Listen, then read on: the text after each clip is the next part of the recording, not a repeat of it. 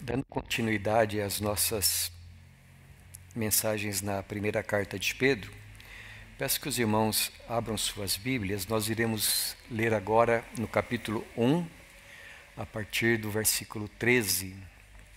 1 de Pedro, capítulo 1, a partir do versículo 13 até o versículo de número 21.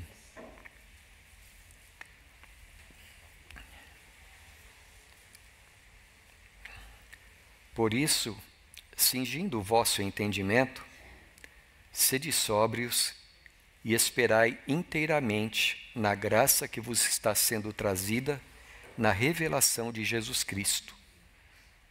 Como filhos da obediência, não vos amoldeis às paixões que tinhas anteriormente na vossa ignorância. Pelo contrário, segundo é santo aquele que vos chamou, tornai-vos santos também vós mesmos em todo o vosso procedimento, porque escrito está: sede santos, porque eu sou santo. Ora, se invocais como Pai aquele que, sem acepção de pessoas, julga segundo as obras de cada um, portai-vos com temor durante o tempo da vossa peregrinação, não sabendo que não foi mediante coisas corruptíveis, como prata ou ouro, que fostes resgatados do vosso fútil procedimento que vossos pais vos legaram, mas pelo precioso sangue, como de cordeiro sem defeito e sem mácula, o sangue de Cristo, conhecido com efeito antes da fundação do mundo, porém manifestado no fim dos tempos por amor de vós, que por meio dele tendes fé em Deus, o qual o ressuscitou de entre os mortos e lhe deu glória, de sorte que a vossa fé e esperança estejam em Deus.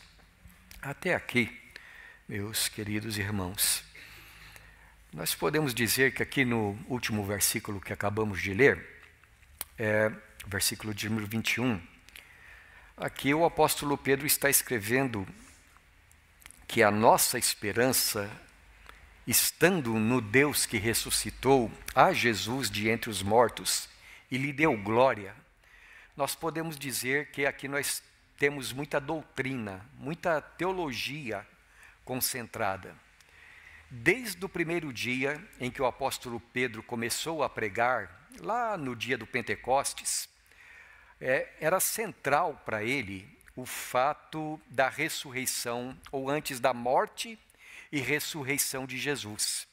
Jesus, diz ali o apóstolo Pedro, em Atos, capítulo de número 2, Jesus foi o Cristo enviado por Deus.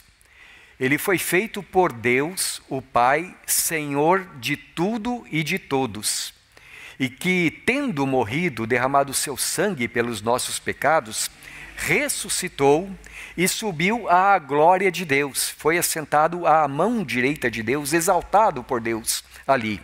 E da mesma forma, o apóstolo Pedro, então, aqui nesse versículo, ele coloca todas essas coisas, não é, de forma bem resumida, mas falando daquilo que é a essência da nossa fé.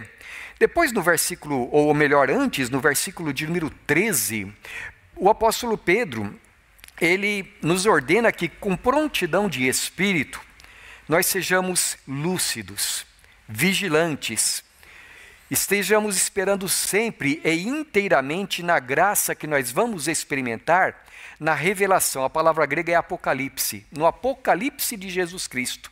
E mais uma vez a gente pode dizer que aqui nós temos muita teologia concentrada, porque esse mesmo Jesus que subiu ao céu, de lá ele voltará.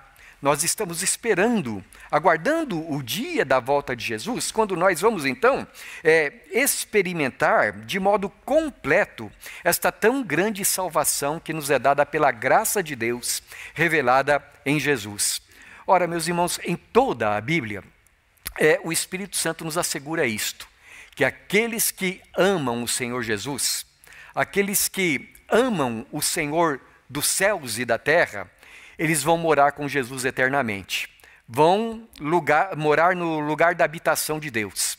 Ou mais precisamente ainda, de acordo com o apóstolo Pedro, nós estamos aguardando novos céus e nova terra, nos quais habita a justiça, e nos quais nós iremos ver Jesus face a face e morar para sempre com Ele. O crente, portanto, diz o apóstolo Pedro aqui no versículo 21, é uma pessoa caracterizada pela esperança da eternidade. É uma pessoa que está com os pés na terra, mas o coração está nos céus, está na eternidade, aguardando ansiosamente as coisas vindouras. E ele diz aqui também, nesse texto, que nós estamos aqui apenas de passagem, nós somos peregrinos, estamos aqui a caminho da nossa pátria celestial. Mas ao mesmo tempo, meus irmãos, em que Pedro, por assim dizer, ele diz que nós somos gente que está com os pés na terra, mas o coração, a mente no céu, nós podemos dizer assim, de acordo com ele, que nós temos a nossa mente na eternidade, está no céu, mas os pés estão aqui na terra. Isto é, aqui nós estamos vivendo, não é? E então, nós não somos como pessoas que têm assim uma expectativa da eternidade no coração, não somos alienados à vida que nós temos neste mundo. Ao contrário, nós é que sabemos aproveitar a vida. Apesar de todas as dificuldades, as tribulações, os problemas que enfrentamos, nós, aqueles que conhecemos o Senhor do universo, temos melhor razão para viver.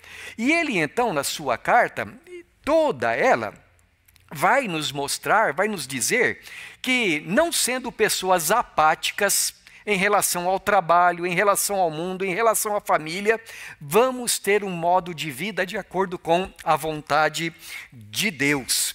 A expectativa dele aqui é que tenhamos uma vida compatível com quem nós somos. Que entendamos que, assim como a graça de Deus nos alcançou, através do Evangelho, estamos aqui neste mundo para que essa mesma graça alcance a vida de outras pessoas. Como é que ele diz, e nós gostamos de cantar? Somos raça eleita, sacerdócio real, povo de propriedade exclusiva de Deus, a fim de anunciarmos as virtudes daquele que nos chamou das trevas para a sua maravilhosa luz. Então, essa é a razão de nós estarmos aqui. Nós somos o povo escolhido do Senhor, mas não para ficarmos assim, pensando em nós. Nós somos destinados por Ele a, nesse mundo, proclamarmos as suas virtudes, proclamarmos as maravilhas do seu caráter. Por isso, no texto que nós lemos hoje, o texto que lemos a semana passada, versículos 3 a 12, depois de falar das maravilhas da nossa salvação, a partir do versículo de número 13, que nós lemos hoje, ele começa a falar sobre a maneira como nós devemos viver, uma vez que nós somos eleitos do Senhor. E nós podemos dizer, meus irmãos, que, de certo modo, tudo aquilo que Pedro fala nessa carta pode ser resumido nos versículos 15 e 16, onde ele diz assim: segundo é santo aquele que vos chamou, tornai-vos santos também vós mesmos, em todo o vosso procedimento. Eu gostaria então de meditar com vocês, tanto hoje quanto no domingo que vem, sobre dois aspectos. Primeiramente, por que nós devemos ser santos? E em segundo lugar, o que significa isso na prática, no nosso dia a dia? Isso faremos então no domingo que vem. No texto que temos hoje, então, vamos nos concentrar nesta expressão: sede santos em todo o vosso procedimento. Em tudo que você fizer, em todo o seu comportamento, em todos os lugares em que você estiver, seja santo. Por que nós devemos ser santos? De acordo com o apóstolo Pedro, existem pelo menos 3 razões para nós vivermos uma vida santa em nosso comportamento. E é claro que o comportamento é fruto daquilo que vai no nosso ser interior, não é? Leamos novamente o versículo 14.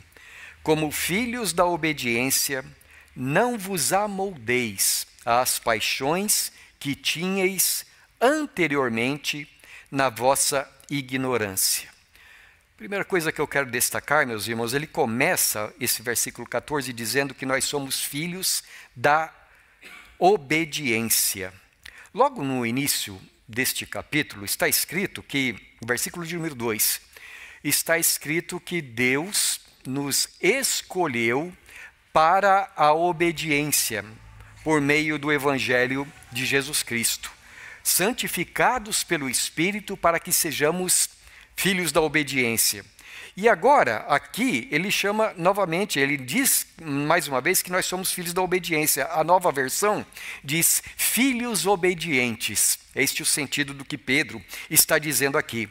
Agora, para nós entendermos melhor um pouco disso, seria interessante a gente comparar com outro texto da palavra de Deus. Eu peço que você, por favor, abra sua Bíblia em Efésios capítulo 2, versículo de número 2.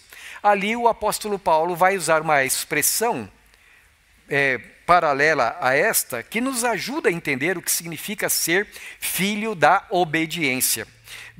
Efésios capítulo 2, versículo de número 2, o apóstolo Paulo escreve assim: nos quais andastes outrora, quando vocês estavam mortos em seus delitos e pecados, nos quais andastes outrora, segundo o curso deste mundo, segundo o príncipe da potestade do ar, do espírito que agora atua nos filhos da desobediência. E agora, por favor, tendo esse texto aqui em sua mente, retendo ele na mente, vá para o capítulo 5 aqui de Efésios. Capítulo 5, nós vamos ler do versículo 3 até o versículo de número 6, onde essa expressão aparece outra vez. Efésios 5, de 3 a 6, diz assim: mas a impudicícia e toda sorte de impurezas, ou cobiça, nem sequer se nomeie entre vós como convém a santos, nem conversação torpe, nem palavras vãs ou chocarrices, coisas essas inconvenientes, antes, pelo contrário, ações de graças. Sabei, pois, isto: nenhum incontinente, ou impuro, ou avarento, que é idólatra, tem herança no reino de Cristo e de Deus. Ninguém vos engane com palavras vãs, porque por estas coisas vem a ira de Deus sobre os filhos da desobediência. Então você notou, nos dois textos aqui de Efésios, quando Paulo usa a expressão filhos da desobediência, do que ele está falando? Ele está falando a respeito daquelas pessoas que, tendo se recusado a crer em Cristo, permanecem nos seus pecados. E essas pessoas, diz o apóstolo Paulo, elas andam, e a palavra aqui tem o sentido de são escravas do curso deste mundo, são escravas do príncipe da potestade do ar, aquele espírito que agora continua agindo nos filhos da desobediência. Aqui no capítulo 5 ele faz uma descrição de algumas práticas dos filhos da desobediência. Infelizmente, por mais que essa lista aqui seja extensa, ela não é exaustiva de jeito nenhum. Ele está dando aqui uma amostra do que significa viver de acordo com a vontade do diabo, de acordo com a vontade da carne e dos pensamentos. Ele começa falando a respeito de impudicícia, isto é, de imoralidade. Ele fala a respeito de impurezas, cobiças, e ele diz: para a gente santa, isso não convém. E termina o texto dizendo aqui que estas coisas, elas são abundantes, e sobre elas vem a ira de Deus sobre os filhos da desobediência. Então você vê, o Espírito Santo diz que basicamente existem dois tipos de pessoas neste mundo: os filhos da obediência e os filhos da desobediência. Os que andam nas trevas da escravidão ao pecado, e aqueles que são libertados da escravidão do pecado. E quando ele diz aqui, ele usa a expressão filhos da desobediência, a palavra que ele usa para descrever o estado dessas pessoas diante de Deus é filhos da ira. Vem a ira de Deus sobre os filhos da desobediência. Você já ficou irado com alguma coisa errada alguma vez? Nós, seres humanos, ficamos irados, não é? E nós somos pecadores. E ficamos irados quando nós vemos a injustiça, quando nós vemos falsidade, quando nós vemos algo que é injusto, quando alguém se comporta de modo injusto, nós ficamos irados. E somos pecadores. Mas, irmãos, Deus não é pecador.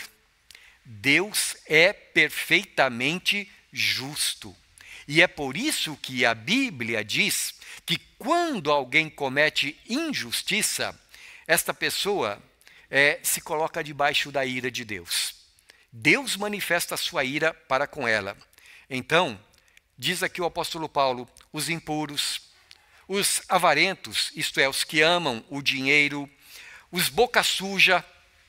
A palavra chocarrices quer dizer coisas inconvenientes, coisas imorais. Os idólatras, os ladrões, não herdarão o reino dos céus. São filhos da desobediência. Mas, diz o apóstolo Pedro, os que amam a Cristo, eles não são chamados de filhos da desobediência. Eles são filhos da obediência. E então o apóstolo Pedro diz assim, como filhos da obediência, não se amoldem às paixões que vocês tinham antigamente, no tempo em que não conheciam a Cristo. O contraste é claro. Uma vida santa. De um outro lado, uma vida dirigida, conduzida pelo pecado. E um filho da ira, então, naturalmente vai viver com um coração sem paz diante de Deus. Por outro lado, os filhos da obediência são vidas caracterizadas pela santidade, pureza, amor, verdade, justiça e paz.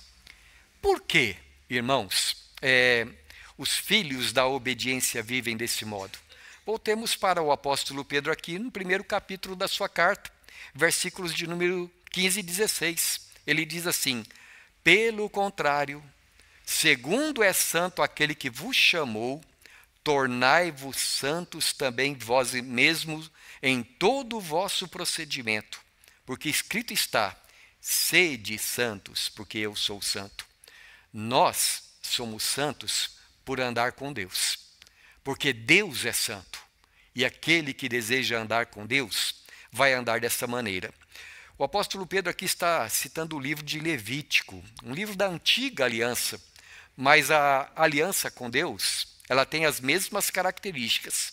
Agora, falando com o povo da nova aliança, o apóstolo Pedro diz que aquilo que Deus já falou outrora é algo que para o qual todos nós precisamos atentar. Sede santos, diz o vosso Pai, porque eu sou santo. Segunda coisa, meus irmãos, ou segundo argumento que eu quero trazer para vocês, é que o apóstolo Pedro diz que nosso Pai, que é santo, ele também é justo. Veja o versículo 17, aqui do capítulo 1 de 1 Pedro. Ora, se invocais como Pai aquele que, sem acepção de pessoas, julga segundo as obras de cada um, portai-vos com temor durante o tempo da vossa peregrinação. Você invoca a Deus como seu Pai, não é isso?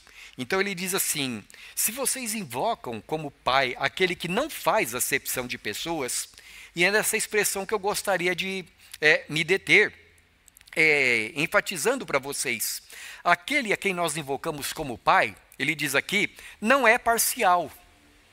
Ele não dá preferência a alguma pessoa por causa da sua posição social, por causa dos seus bens materiais, por causa da cor da sua pele, por causa da sua etnia. Ele julga as obras de cada um sem parcialidade.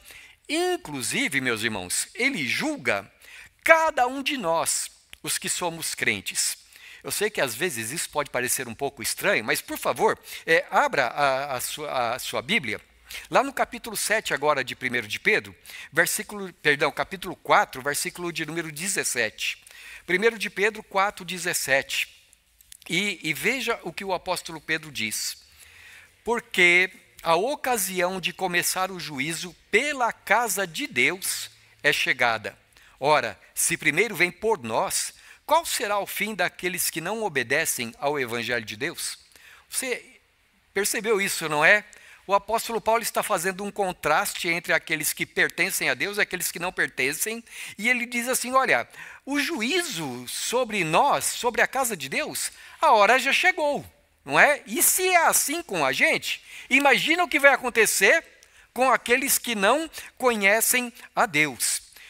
Por favor, não pense que o apóstolo Pedro está aqui dizendo que a gente não possa ter certeza da nossa salvação. Ao contrário, ele já falou isso bastante aqui na sua carta, que nós somos salvos através da graça de Deus, por causa do sangue precioso de Jesus derramado na cruz. Ele já disse que os crentes não sofrerão eterna condenação. Mas isso não quer dizer, meus irmãos, que Deus não julgue as nossas obras. E aí a Bíblia mostra para nós que as nossas obras, então, são conhecidas por Deus. E elas são avaliadas, elas são julgadas. Elas podem ser consideradas boas ou más. E ele não faz acepção de pessoas. Ele, nesse sentido, não tem aqueles a quem ele diz assim, não faz mal, você pode fazer coisas erradas. Não. Nós precisamos viver uma vida santa porque o nosso Pai, que é santo, avalia tudo quanto nós fazemos. Por exemplo, você quer ter uma vida abençoada, uma vida feliz? Pergunta ao apóstolo Pedro. Por favor, abra no capítulo 3, versículos 10 a 12. E aqui ele fala... está citando, não é? Mais uma vez o Antigo Testamento, e Pedro diz assim, no capítulo 3, versículos 10 a 12, pois quem quer amar a vida e ver dias felizes, refreie a língua do mal e evitem que os seus lábios falem dolosamente, isto é, evite que seus lábios digam coisas enganosas, aparte-se do mal, pratique o que é bom, busque a paz e empenhe-se por alcançá-la, porque os olhos do Senhor repousam sobre os justos, e os seus ouvidos estão abertos às suas súplicas, mas o rosto do Senhor está contra aqueles que praticam males. Mais tarde, quando o apóstolo Pedro está falando a respeito de vida familiar, ele volta a falar a respeito deste assunto da oração não respondida. E ele diz, maridos, tratai vossas mulheres com sabedoria, honrem suas mulheres, porque senão as orações de vocês vão ser impedidas. A gente vai voltar a esse assunto, mas o que eu quero destacar aqui, meus irmãos, é que se nós não estivermos vivendo ali de acordo com a vontade do Senhor, orar é bobagem. Deus não atende às orações daquele que insiste em viver em seus pecados. Deus não tem comunhão com aquele que vive em seus pecados. Aquele que busca santidade, sim, está agradando ao Senhor. Mas Deus não faz acepção de pessoas. Então você pode dizer que você é crente. Mas se você não decide no seu coração que você tem que viver uma vida de santidade, ele diz aqui, você não vai ser abençoado. Não vai ver dias felizes. Então, dê uma olhada na sua vida, diz o apóstolo Pedro. Corrija o que tiver errado, se você quiser viver uma vida abençoada. Mas existe um outro aspecto, meus irmãos, que nós precisamos destacar também. Voltando agora para o apóstolo Paulo. Por favor, 2 Coríntios, capítulo de número 5, nós vamos ler os versículos 10 e 11 agora, tá bom? 2 Coríntios, capítulo 5, versículos 10 e 11.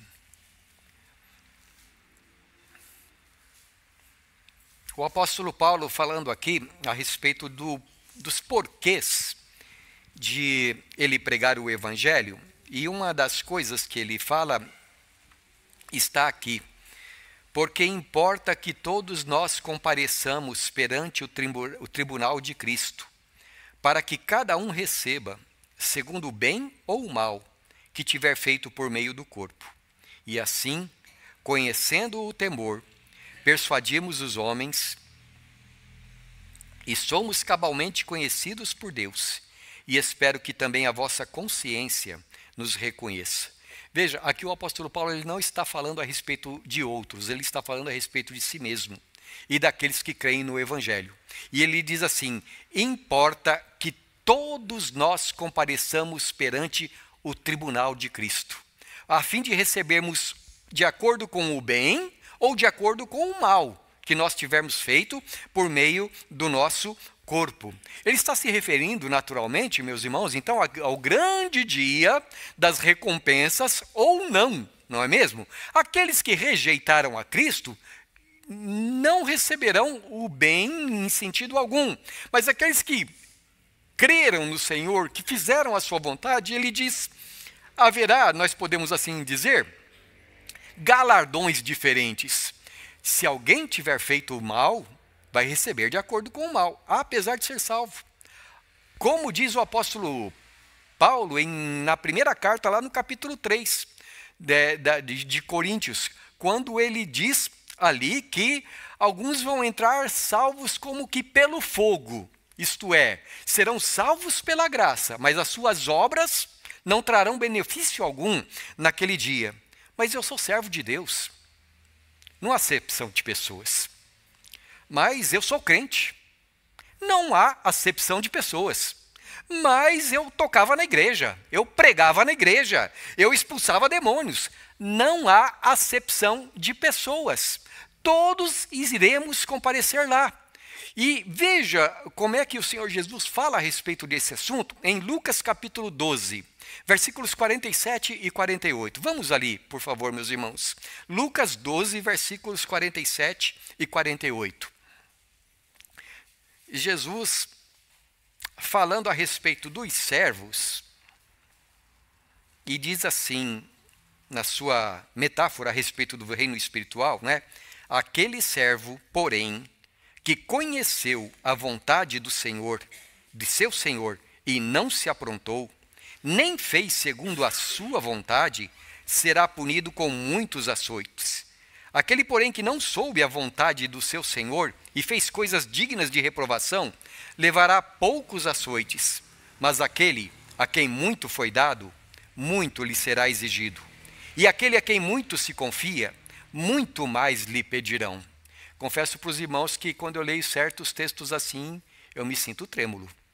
Porque, por exemplo, está escrito em Tiago, capítulo 3, versículo 1, que aqueles que pregam a palavra de Deus sofrerão maior juízo.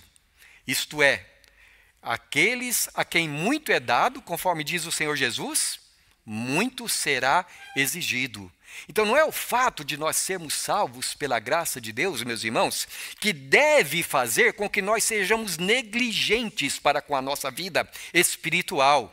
Se nós invocamos a Deus como nosso Pai, se Ele é nosso Pai, diz o apóstolo Pedro, comportai-vos agora com temor e tremor durante o tempo da vossa peregrinação.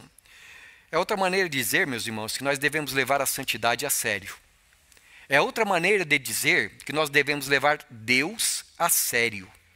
E, meus irmãos, como é triste o estado espiritual de tanta gente no chamado mundo cristão, não somente hoje, mas através de todas as histórias, de toda a história da igreja, de pessoas que não levam a Deus a sério, que brincam de ser crente, que brincam com o nome de Jesus, que invocam sobre si o nome de Jesus, mas não andam de acordo com esse bom nome que sobre eles é invocado. Como é triste quando tantas pessoas que frequentam as igrejas, ou não, que se dizem crentes, mas cujas vidas são caracterizadas pelo mundanismo, pela sensualidade, que são apegados aos bens materiais, pessoas que se dizem cristãs e que são gananciosas, que amam mais o dinheiro, que participam às vezes até das coisas da igreja, porque parece que a igreja hoje em dia, as igrejas hoje em dia, ensinam as pessoas a amar o dinheiro e amar as coisas materiais. Enfim, como diz o apóstolo Paulo em outro lugar, são amantes de si mesmos e não adoradores do Senhor. Mas, meus irmãos, como diz a Escritura, de Deus não se zomba. Aquilo que o homem semear, isso também colherá. Então, se nós não alimentarmos o nosso coração no temor do Senhor, nós estamos fracassando como crentes em Cristo Jesus. Temos que temer a Deus, um temor que nos leve à santidade. Então, em primeiro lugar, por que devemos buscar uma vida santa? Porque o nosso Pai é santo. Segundo, porque Ele não faz acepção de pessoas, mas julgará segundo as obras de cada um. Terceira razão é que Deus nos deu libertação para que nós sejamos santos. Lembra-se do segundo texto que nós lemos hoje? Quando Zacarias, o pai de João Batista, está louvando a Deus, ele diz assim: visitou-nos com sua misericórdia para conceder-nos que, livres dos nossos inimigos, nós o adoremos em santidade. É o que o apóstolo Pedro diz aqui também. Versículos 18 e 19, voltando à sua primeira carta, ele diz assim, capítulo 1, portai-vos com temor, sabendo que não foi mediante coisas corruptíveis, como prata ou ouro, que fostes resgatados do vosso fútil procedimento que vossos pais vos legaram, mas pelo precioso sangue, como de cordeiro sem defeito e sem mácula, o sangue de Cristo. Veja a ternura, o apreço com o qual o apóstolo Pedro fala a respeito do sangue de Jesus. É um sangue precioso. Nós até cantamos, ó, que precioso sangue, que foi derramado ali na cruz. No versículo 7, Pedro já havia falado que a nossa fé é preciosa, porque através da nossa fé nós alcançamos a salvação da nossa alma. Agora, a nossa fé só é preciosa porque ela está depositada em algo muito mais precioso ainda, o sangue de Jesus. E por que o sangue de Jesus é precioso? Meus irmãos, a Bíblia nos dá muitas razões. Primeiramente, porque pelo sangue de Jesus, a justiça de Deus, que exigia a nossa morte por causa dos nossos pecados, pelo sangue de Jesus, a justiça de Deus foi satisfeita. O sangue de Jesus também é precioso porque, através dessa justiça satisfeita, o amor de Deus por nós foi satisfeito. Deus queria nos salvar. Também é precioso porque, através do sangue de Jesus, os nossos pecados foram cancelados. É por causa do sangue de Jesus que eu posso olhar para mim mesmo e entender que eu posso me achegar a Deus. É o sangue de Jesus que me purifica para me achegar a Deus. Pelo sangue de Jesus, continua o Espírito Santo, eu tenho paz com Deus. Eu tenho paz de consciência. Pelo sangue de Jesus, os povos, a barreira que separava os povos, os homens uns dos outros, também foi derrubada. Pelo sangue de Jesus, então, os relacionamentos, como é que a gente gosta de cantar? E na força do Espírito Santo, nós pagaremos aqui. Eu sei que foi pago um alto preço, que para contigo eu fosse um, meu irmão. E qual que é o preço? O sangue. Não é? O sangue de Jesus é o preço da paz nos relacionamentos. Mas, meus irmãos, além de todas essas coisas, veja o que o apóstolo Pedro está dizendo aqui. É porque o sangue de Jesus nos resgatou do fútil procedimento que nos legaram os nossos pais. Veja, cada ser vivo vive de acordo com a sua natureza. Os passarinhos voam. Os leões são predadores. As plantas produzem flores e frutos. E pecadores produzem pecadores. Nós somos assim de natureza. Nós nascemos desse jeito. E pelo fato de nós nascermos com uma inclinação para o mal, o apóstolo Paulo diz assim, sabe qual foi a herança que seus pais deixaram para vocês? Um fútil comportamento, um fútil procedimento, um procedimento pecaminoso. É isso que a gente herda. Só que aqui ele está nos chamando para um outro tipo de procedimento. Ele está dizendo assim, agora vocês têm outro pai. E como é que vocês foram resgatados daquele fútil procedimento? Pelo precioso sangue de Jesus. A palavra resgatar, meus irmãos, é uma palavra linda, que era usada para falar de uma transação de libertação. Quando alguém era escravo de outra pessoa, aparecia o resgatador, pagava o preço da libertação daquela pessoa e era livre. O apóstolo Pedro, assim como Paulo, nos dizem que foi pago um alto preço para nós sermos livres do poder do diabo, do poder do mundo, do poder da carne. Foi o sangue de Jesus. Saibam disso, ele está dizendo. Em certa ocasião, o apóstolo o apóstolo Paulo, falando a respeito daquilo que o homem natural, ou o homem em sua própria natureza, melhor dizendo, que está sendo convencido pelo Espírito Santo, ele diz assim: eu não compreendo o meu próprio modo de agir. Eu quero fazer o que é certo, mas não consigo. O mal que eu não quero, eu acabo fazendo. E ele termina Romanos capítulo 7 dizendo assim: eu sou um homem miserável, ai de mim. Quem é que vai me livrar dessa lei que atua dentro de mim? A lei do pecado e da morte. Mas ele não para por aí, ele diz assim: graças a Deus por nosso Senhor Jesus Cristo.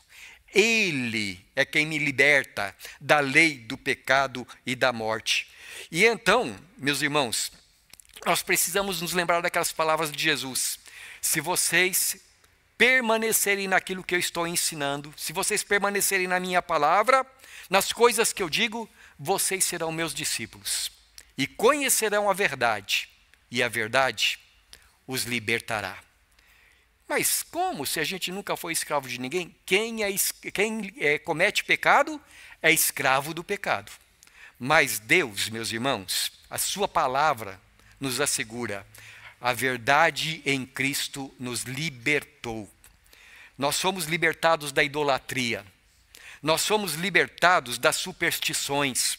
Nós somos libertados das feitiçarias.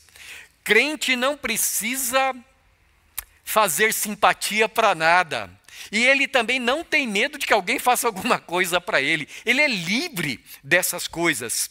Ele é livre, ele é redimido do poder da impureza. Ele é redimido do poder da sensualidade, dos ciúmes, das invejas, das inimizades. Ou como Paulo diz em outro lugar: o pecado não terá domínio sobre vós, porque estáis debaixo da graça de Deus. E a graça de Deus nos dá poder para vencer as tentações e os pecados. Ora, meus irmãos, uma pessoa que é livre do pecado, mas quer continuar a pecar, ela é tão tola quanto um homem que era escravo de outro, um dia é liberto, e ele continua a desejar o açoite do pelourinho. Porque o pecado, ele açoita. Porque o pecado, ele acaba com a consciência. Porque o pecado tira a paz. Mas aquele que está em Cristo é livre. E livre como? Pelo poder do precioso sangue de Jesus.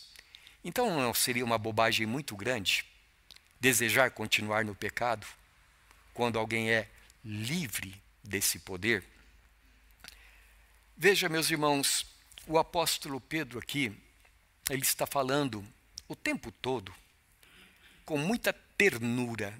Eu fico imaginando aquele idoso presbítero escrevendo para as suas ovelhas e dizendo assim: meus irmãos, como vocês são preciosos aos olhos do Senhor. Vocês foram eleitos, amados, resgatados, purificados. Agora, assim como o Pai de vocês é santo, sejam também. Sejam santos no temor do Senhor. Sabe por quê?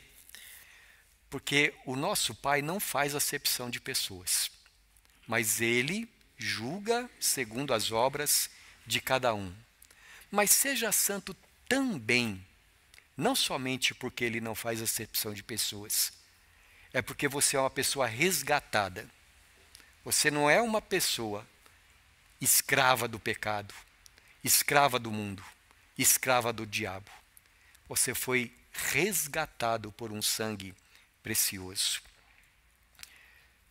Sendo assim, meus irmãos, há aqui um modo de vida ordenado pelo Pai Celestial, enquanto a eternidade não chega. Nosso coração está lá, nossos pés estão aqui. Mas enquanto não chegamos lá, devemos viver como quem é de lá e não daqui. Seja santo porque o teu Deus é santo. Seja santo porque você é um filho obediente. No seu pensar, no seu falar, nos seus relacionamentos familiares, seja santo. Porque sem santificação, ninguém verá o Senhor. Se você tem procedido mal, Se você tem andado por caminhos que não alegram o Pai Celestial, querido irmão, eu preciso dizer que você precisa se arrepender, que precisa mudar a sua maneira de pensar, pensar a sua maneira de falar, mudar a sua maneira de falar, mudar os caminhos pelos quais você anda, desviar o teu pé do mal, mudar a tua maneira de agir. A outra palavra, que é a palavra irmã da palavra arrependimento, é a palavra conversão. O que é conversão? É quando você percebe que isso aqui não é de Deus e você muda. Examine-se. Se está faltando santidade, busque o Senhor. Eu creio, meus irmãos, que a cristandade atual está precisando despertar. Jesus está às portas. Jesus está vindo. E como nos dias de Noé, as pessoas estão pensando em comer e beber e não buscar o reino de Deus. Mas veja como Deus nos ama, porque aqui Ele está dizendo: prepare-se, prepare-se para a revelação do Senhor Jesus Cristo. Haverá um dia em que todos nós compareceremos perante o tribunal de Cristo. O apóstolo Paulo diz que naquele dia os nossos pensamentos virão à tona. Já pensou? Eu não quero aterrorizar ninguém, mas pense no dia do juízo, como se fosse um telão desfilando a vida. Dizem que quando alguém morre, passa tudo assim rapidinho, né? Será que é verdade? Eu não sei. Mas sabe, um dia tudo vai passar rapidinho lá. Então pense nisso. Santifique-se. Prepare-se para a vinda de Jesus. É tempo de levar Deus a sério. Que assim seja na vida de cada um de nós.